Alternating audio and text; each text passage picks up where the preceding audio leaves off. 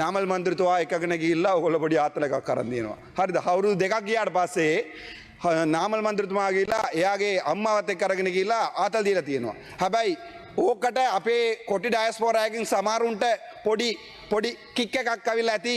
ඔගේ අර පොඩි අඩිය ගහන්න කලින් පොඩ්ඩක් අර ස්මෙල් කරලා බලනවානේ. ඒ වගේ පොඩි ආතල් එකක් දීලා ඇති. හැබැයි ඕකින් ජනතාව ඔයාලට ඡන්ද දාන්නේ නැහැ. මම මතක තියාගන්න විශ්වාස කරන්න මම කියන එක නැත්නම් අවුරුදු 5න් හරලා බැලුවාට පස්සේ අපි මේක ගැන බලමු.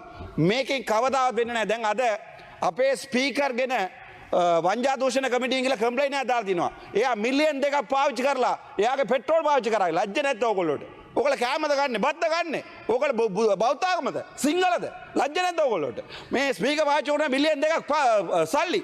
මම එයාගේ අවසර ඇතුළත මම කතා කරේ. මම පැහැදිලිම මේක අවසර ගත්තා.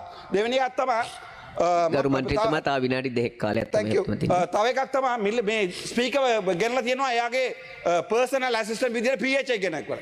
අපිට කණ්ඩ ගියාම ඕගොල්ලෝ 159 ඇවිල්ලා කාලා ඉවර කරගත්තාම 3ට යනකොට කෑම නැහැ. හැබැයි එයාගේ පර්සනල් මෙයාට වෙනම කෝස් එකක් ඕඩර් කරලා වෙනම කෝස් එකක් ඉන්ටර් කෝස් එකක් යනවා මේ පාර්ලිමේන්තුව ඇතුලේ.